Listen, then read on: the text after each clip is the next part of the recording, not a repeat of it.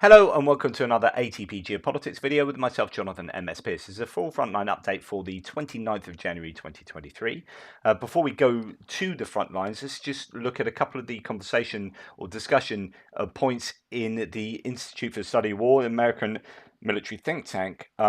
Just a couple of points that they bring up at the beginning of their daily report, which are worthy of consideration. Conventional Russian forces are likely replacing exhausted Wagner Group forces to maintain the offensive in Bakhmut after the Wagner Group's offensive in Bakhmut culminated with the capture of Vuhledar around January the 12th. I mentioned this in my news bit earlier. This is exactly what I've been saying and ISW have been saying. They were talking about how the Russian forces were likely culminating in Bakhmut area, but then they kept making these gains and they're continuing to make these gains right now. What's going on? Well, it turns out that, and I'd agree with the ISW fully here, the Wagner forces are culminated. They've made taken huge losses, and we're starting to see the VDV, DPR, these sort of airborne troops, decent troops for the Russians, regular Russian troops, and the DPR and LPR troops in the area. I think, well, certainly DPR. I'm not sure about LPR. In the area, taking the baton from Wagner and picking up where they left off. So you do have a culmination of one set of troops who have just run out of the ability to continue that high momentum, that the assault on those places, and you're having another force effectively take over. I'd agree with that. Russian forces are attempting to prevent Ukraine from regaining the initiative, possibly ahead of a planned decisive Russian offensive in Donbass. This is the idea that Russians are attacking kind of everywhere at the moment, and that appears to be to prevent the Ukrainians from being able to sort of sort their own offensives out, softening areas, maybe doing some intel ahead of the Russians' big offensive. But this kind of attacking here, there, and everywhere is causing the Ukrainians to reinforce certain areas when they ordinarily wouldn't have done, and then that messes up their plans for their own counter-offensives. So I think that is probably what the Russians are doing there. Russian forces likely lack the combat power necessary to sustain more than one major offensive operation while fixing Ukrainian forces in western Donetsk and eastern Zaporizhia Oblast. Although they might be able to throw huge amounts of mobilized personnel at their next offensive, they've got 300,000 people that they can pretty much put to the front lines in the springtime, and then one assumes they're going to be doing a further wave of mobilization. Yet without the mechanized equipment to go along with that, they would struggle to really put forward an effective offensive in any more than one place, or at least that's what the received wisdom is. The Russian military leadership may once again be planning an offensive operation based on erroneous assumptions about the Russian military's capabilities, however. And this goes back to kind of how the war started, like completely erroneous assumptions about where the Ukrainians are at, whether they'd be welcomed with open arms, how good their own Russian forces were, how much equipment they have that they can put, etc., etc., etc. And so if they are planning these big offensives, are they using are they using the best information and the best intelligence that they have to hand? Is it accurate? Are they going to make faulty decisions based on faulty information, garbage in, garbage out? The Russian military's decreasing reliance on Wagner forces around Bakhmut is likely reducing Wagner Group financier Yevgeny Prigozhin's influence, and Prigozhin is likely sensing this and is overcompensating for his declining influence and has therefore begun to attack the nationalist veteran faction. So there's all this infighting going on, and Prigozhin against Gherkin and people like this.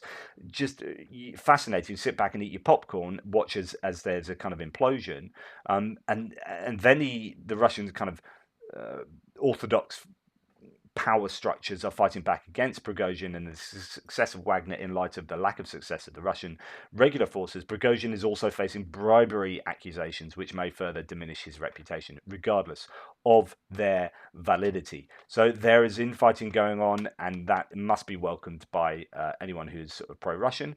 As far as what is going on the front lines, let's go to let's go to the northeast sector first on the war mapper map.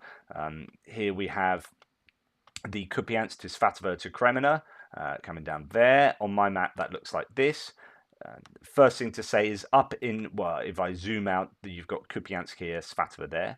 If we go to the very top here, the Kupiansk axis, Kupiansk Svatove axis, and we go to around Tavolzhanka, there's a place called Hryaniikivka, I probably butchered that. Geolocated footage published on January 28th indicates that Russian forces have made marginal advances in that area. So that's around there.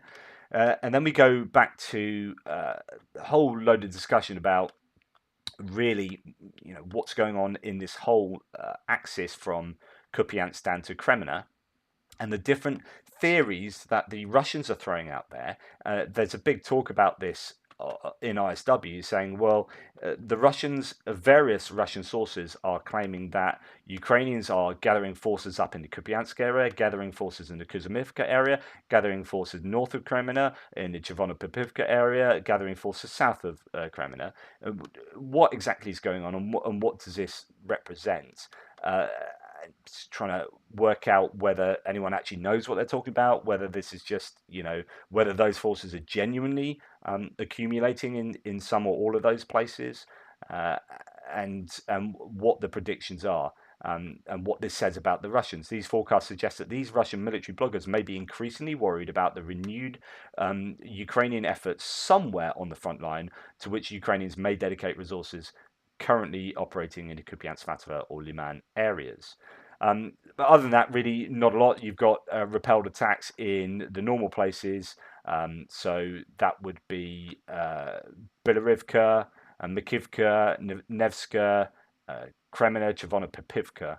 Okay, so on my map, that would be, so as we come, it's more down towards Kreminna itself, Chervonopipivka, Bilorivka just down south there, and Kreminna itself, and then sort of attacks from the sort of Tierney area as well, so Nevska up there. So attacks around here being repelled. There is this claim towards the end of the ISW part that we can see in various places like Rebar. So Rebar says this morning the Ukrainians deliberately struck a hospital in Novaidar, so this claim came out yesterday, with HIMARS. Officials said the victims numbered 14 killed and 24 wounded, patients and medical personnel, of course. So the claim is that's Russian. That's a hospital. There's a bit of controversy over this claim. So the ISW say that they claim that the Ukrainians attacked the hospital, killing 14 unspecified patients. Ukrainians have implied, so Serhiy Haidai has implied that the Ukrainian forces may have struck a hospital, killing several dozen military personnel. But then I'm going to Thierry Schmidlin here on my own threads on a video yesterday saying about the Ukrainian shelling in Novaidar this morning. Russians denounce a war crime because they claim a hospital was hit. So about the timeline, he says occupiers in Luhansk say the attack was at 7:30 in the morning. At 1:10 in the afternoon, Russians report a shelling in Novaidar, no mention of HIMARS. At 2:30, suddenly a video of the hospital appears and HIMARS are mentioned. On the footage, the entry of the building is shown with a Russian flag, no red crosses, no mention of a hospital. Hospitals have to be marked with a red cross or red crescent. That can be seen from the air. Also, claim of a hospital came nearly 1.5 hours later than the original claim, so the first people of the fire brigade didn't know it was a hospital. If they knew, why wasn't it announced? If it was, why wasn't it marked as it should have been? Never seen a hospital where there are stairs to access the ground floor. How do they do that with patients on wheelchairs or stretchers? It seems to be more Russian BS. Really interesting points there to throw into what could be another bit of Russian propaganda. Very conveniently placed bit of supposedly medical notice board there, but everything else looks fairly unhospital-like, so on and so forth. Anyway, there is a claim there, but even if it was a hospital, if it's not indicated being a hospital, then it is a bona fide military target. So yeah, anyway, that's to unpick as we go forward. Let's move on to the Bakhmut area as we come down south, and we sort of bypass Bilorivka where there have been repelled attacks. Before I do, I mean, really, there have been no other sources comment on the Kupiansk to Kreminna front line. Defmon says the Ukrainians repulsed an attack in the area, but Orikhiv continues silence from the north, so not much info to provide. The Ukrainian general staff are reporting the Russian forces are focusing on defense, which might mean the Ukrainians are on offense. And then we go to Bakhmut. So let's have a quick look at the Poulet map that he has just for around the Bilorivka area, only because as we come down south, we pass Bilorivka, and he's noted that there are some gains from the Ukrainians around that area, as well as just around the Dobrova, he says, but it's still quite a lot of grey area. That really hasn't changed as far as I'm concerned. And then we come on to the North Bakhmut area, where we have Soledar. So we have all of these places being under pressure. To the north towards Vesela and Rozdalivka, particularly Rozdalivka, also Krasnopolivka, that's been taken here, and then pressure all the way down here. And this is a gain that the Russians have made yesterday. So Blahodatne has been taken. If we have a look here, Syriac Maps has Blahodatne taken. And says that this was announced by Wagner, so forces took control of Blahodatne. Indeed, Wagner claims they took Blahodatne, says no, reports unconfirmed. Actually, it seems that most people now accept that. So yeah, that is a bit of bad news. Just adding on to what I was saying about the loss of Wagner troops, the Kyiv Independent has reported, and they are reporting on the Russians said that Russian regular army forces are likely replacing units. That I do want to find. There was a piece on Wagner graveyards and how they are far more extensive at the moment than previous. They are having to dig more graves for their lost troops. So this is what the ISW are basing a lot of their thoughts on here in this particular claim. So New York Times, and Reuters have both published investigative reports on the Wagner Group operated cemetery in Bakinskaya in Krasnodar Krai on January 26th that indicate that the Wagner Group has buried a significant number of personnel at the site in the previous months. Satellite imagery reportedly shows the burial plots on the site expanding by a factor of 7 between November 24th and January 24th, and journalists who visited the burial site reported that there were around 200 graves at the site. There were almost no remaining available plots. The Wagner Group began using the burial site after it reportedly ran out of space at a Wagner-affiliated chapel in the nearby town of Goryachi Kliuch, which the New York Times reported had 882 burial compartments. The two burial sites may hold 1,000 dead Wagner Group personnel, a good portion of whom likely died in the Wagner Group's operations around Bakhmut. High number of casualties is likely constraining the Wagner Group's ability to continue offensive operations at a high pace, and will likely prompt further prison recruitment efforts, which we apparently are seeing right across, indeed going into Asia. So big problem there. So anyway, back to the what's going on in the Bakhmut area. We have pressure down in Krasnohora as well.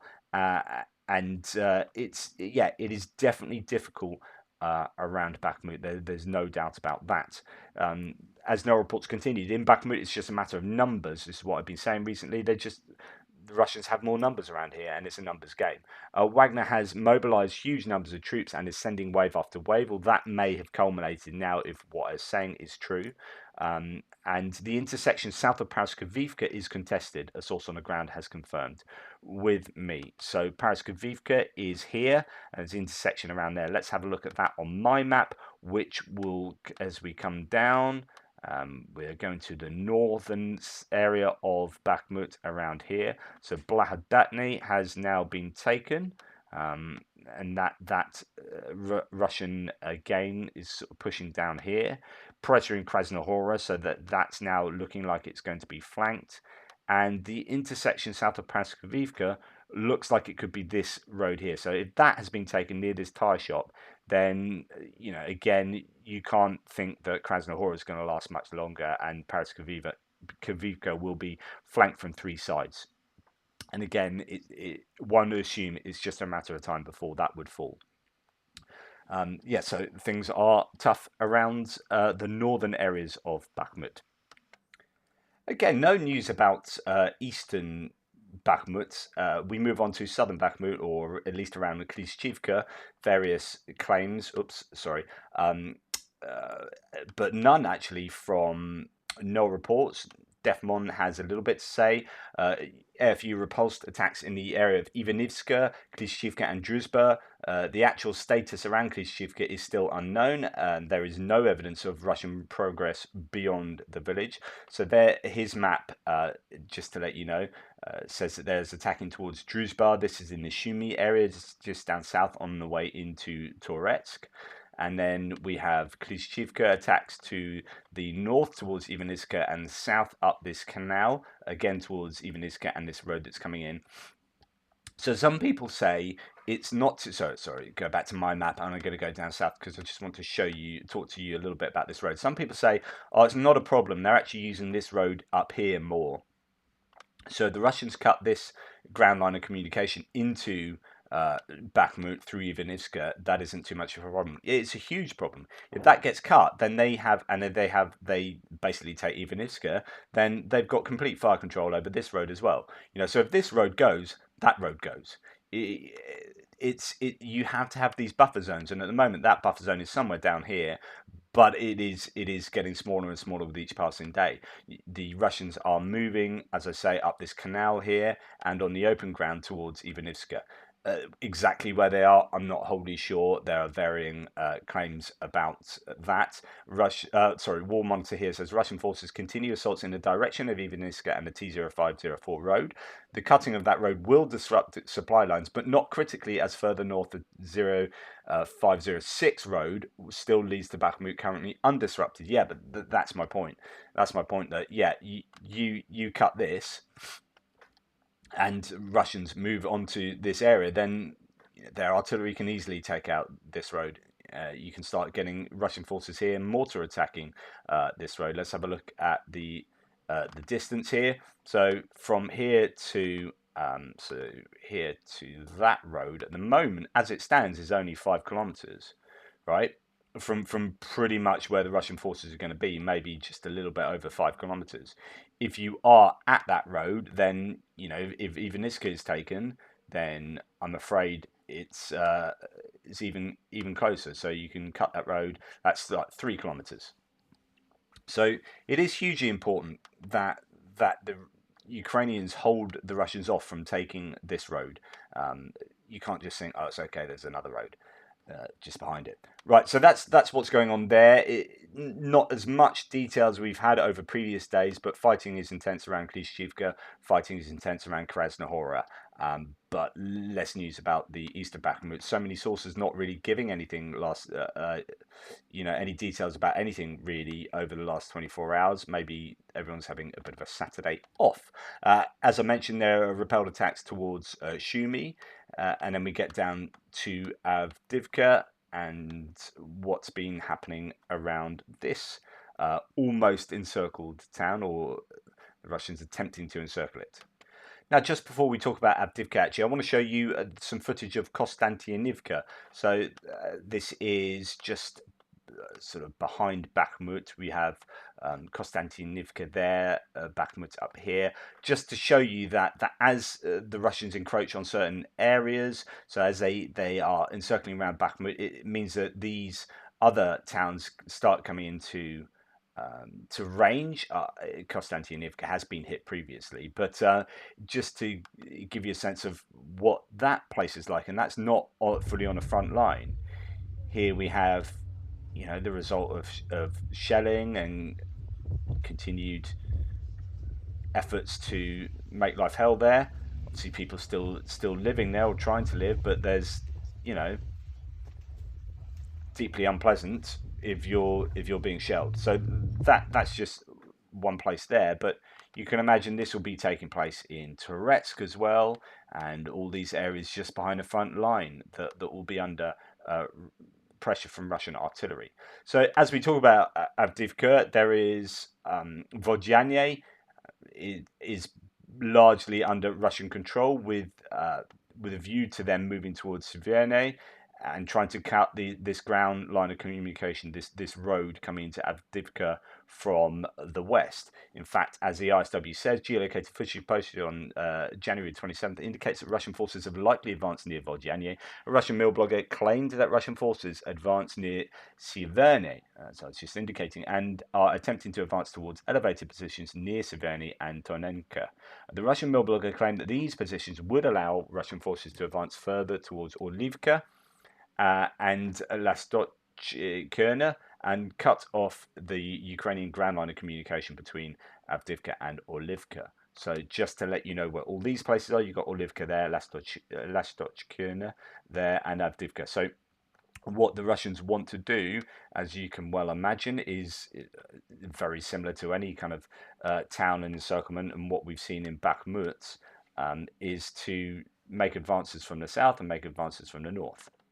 Always nice to draw arrows, so this is why they're putting pressure on Kamyanka and up Krasnohorivka up here to try and cut some of those G-locks from the north, and Vodyane allows them to try and do this to cut from the south as well.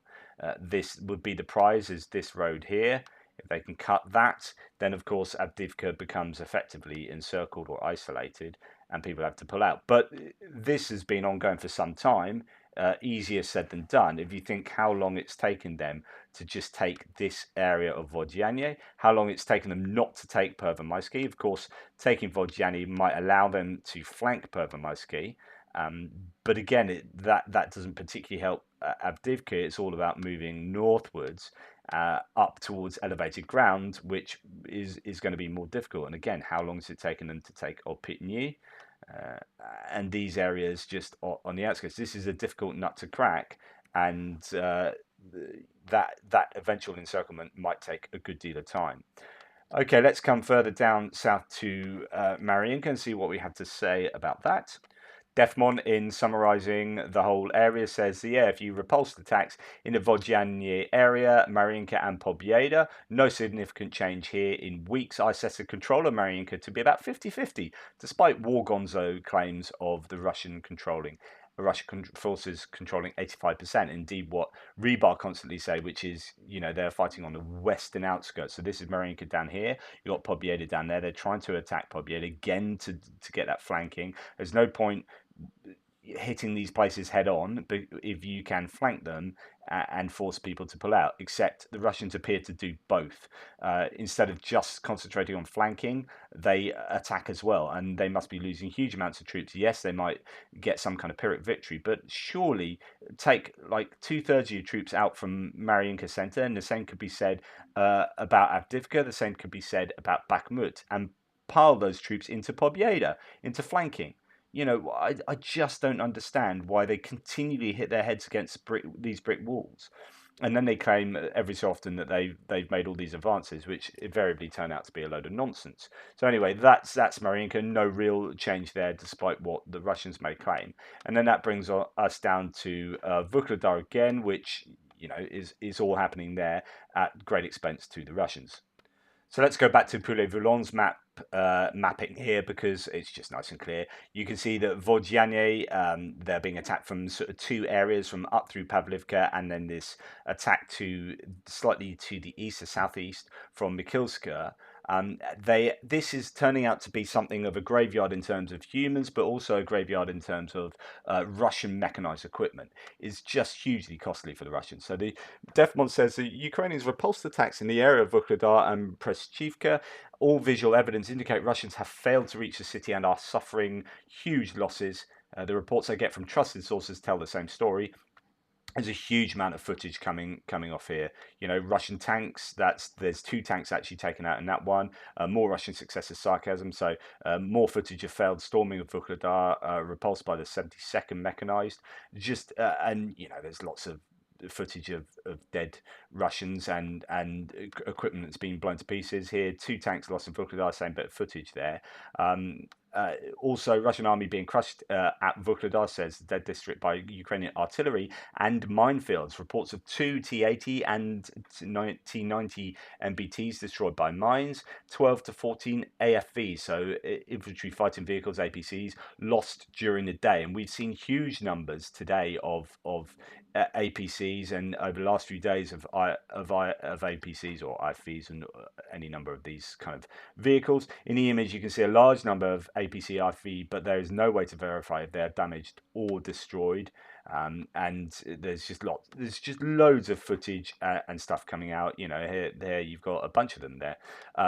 Loads of footage coming out that is just not looking good for the Russians, and they appear to be losing an awful lot of stuff in the area. Tetragami says, okay, he seems to have had people on the ground, Tetragami UA, and has a good hold of what's going on in Vuhledar. The situation hasn't changed significantly. The enemy continues to assault from different directions, as well as made attempts to move on flanks, but every attempt has failed so far. There seems that the enemy made a few interesting decisions, which everyone will see in the near time. Unfortunately, I cannot talk about it publicly at the moment. That's interesting. Wonder what that means. The enemy doesn't seem to abandon the idea to assault Vuhledar, and there are no signs that the enemy will reduce the pressure to fulfill orders. The battle continues. Vuhledar holds.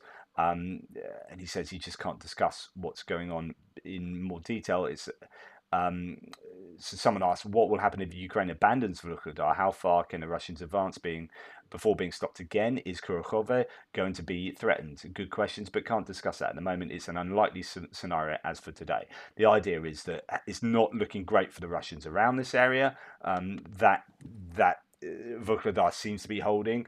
There might be at some cost to the Ukrainians, of course, but the cost to the Russians seems to be far greater than the cost to Ukrainians. And the Ukrainian artillery around here is, as far as I understand it, fairly effective. So they can sit back there and take out the Russians relatively easily, especially since the Ukrainians can give them line of sight.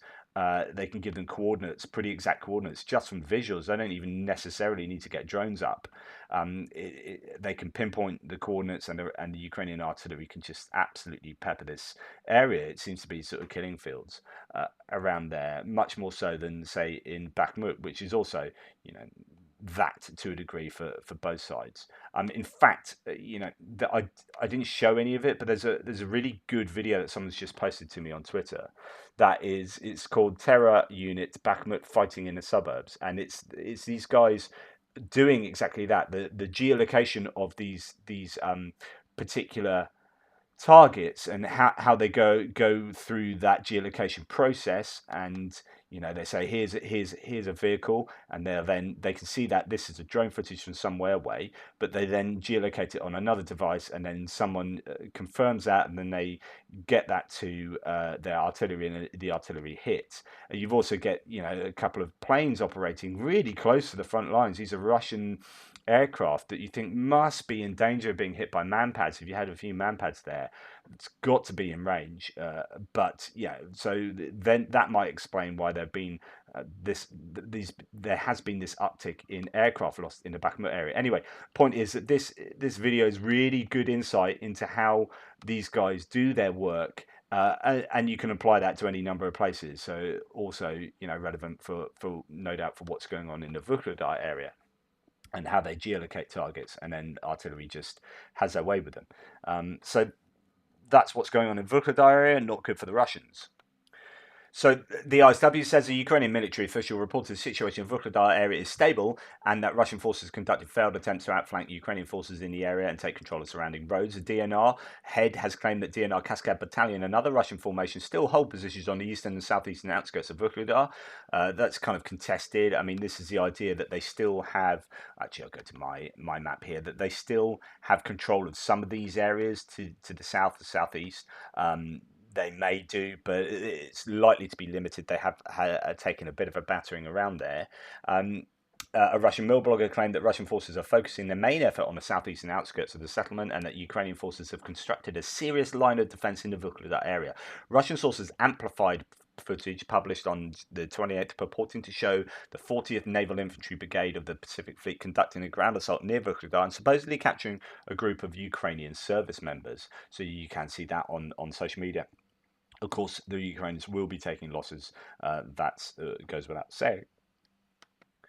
So if we come out of this area to concentrate on go westwards past Velika Novosilka and towards the Zaporizhia Oblast and Orikhiv, it's interesting to note that nothing. Russian sources did not report any Russian ground attacks in Zaporizhia Oblast for the second consecutive day. So all this kind of talk about taking 4 places and then not having taken 4, uh, and then really nothing happening doesn't look like a major offensive as many people were saying. So yeah, not a lot going on there. And as we come down to talk about Kherson, not a lot really going on in Kherson. No news at all other than routine shelling in the areas. Russian forces struck a Zaporizhzhia plant in Zaporizhzhia city with an Iskander missile overnight from the 27th to 28th. I think I showed you that yesterday. Which was Zaporizhzhia getting hit, with a missile. Yeah, I definitely did. So there you go. Not really a lot to report elsewhere on the front line. Just not too much detail in general. Vuhledar and Bakhmut being the main sources of activity. Bakhmut being this kind of slow, grinding success of the Russians as they slowly kind of encircle Bakhmut and strangle it, whereas Vuhledar is Russians beating their heads against a brick wall and losing a lot of equipment in doing so. We'll see how both areas develop. But thank you so much for watching. Please like, subscribe, and share. Thanks again to new members such as Bill Nicodemus, David Puz, Tom NPS, Sabra Burstfix, as ever, Mikey Bump, Imre Hadju, Subhero, and Robespierre, and all the others who are members. Really appreciate that. I'm going to try and get some content out just for members, just to give them a little bit of extra understanding of what I believe or what I think about certain geopolitical scenarios, how I've come to think about that, other things to just add into the context of the channel. So I really appreciate your support and help. As ever, question everything, particularly yourselves and your own biases. As I try and question mine, I will hopefully get a Ukraine War Update extra video out later, but it is Sunday and I might not be able to, but I really do want to try and do that. Anyway, take care, speak soon.